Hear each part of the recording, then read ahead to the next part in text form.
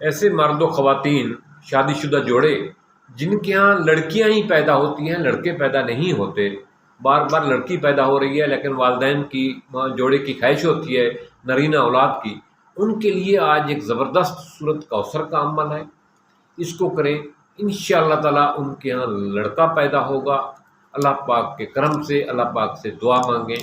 اس کا طریقہ کیا ہے، کیسے یہ پڑھنی ہے؟ اس کا بہترین طریقہ یہ ہے کہ عشاء کی نماز کے بعد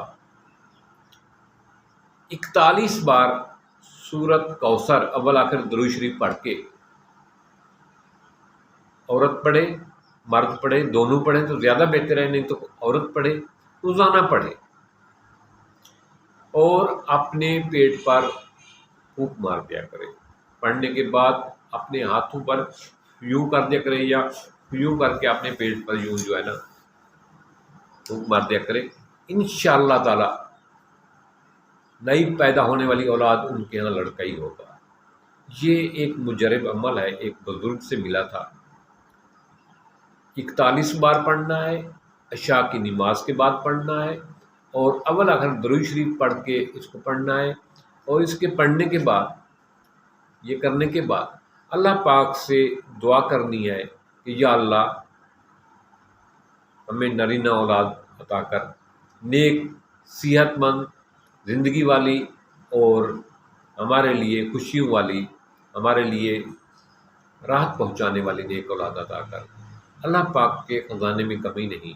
جب انسان اللہ پاک سے اپنی التجا رو رو کے گڑ گڑا کے کرتا ہے تو مالک ہماری دعائیں ضرور سنتا ہے۔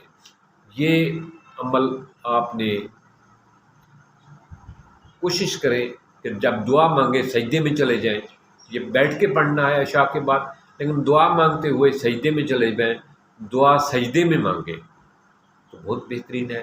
اور یہ مجرب ہے، جتنے لوگوں کو میں نے یہ عمل بتایا ہے الحمدللہ اللہ پاک نے ان کی گود ہری کر دیا، ان کو نرینہ اولاد کی نعمت سے اولاد عطا کی اللہ پاک نے۔ تو یہ آپ بھی کریں اور اس ذات پر یقین کریں جو ہر ایک کی دعائیں سننے والا ہے، سب کو عطا کرنے والا ہے۔ میں کوئی غلط عمل نہیں بتا رہا، یہ چیز بتا رہا ہوں، میں اپنی شناخت نہیں بتا رہا، آپ کا ڈائریکٹ رب سے اللہ سے رابطے کا طریقہ بتا رہا ہوں۔ اپنے مالک سے رابطہ کریں ڈائریکٹ، کسی پیر فقیر کے پاس جانے کے بجائے ڈائریکٹ اللہ سے اپنا رابطہ کریں، اس سے یہ عمل کریں اور سجدے میں جا کر دعا مانگیں، وہ سب کی سنتا ہے اور ضرور عطا کرے گا، کیونکہ اس نے ہمیں مانگنے کی ڈیوٹی لگائی ہے کہ آپ مانگے میں عطا کرتا ہوں، وہ عطا کرنے والا۔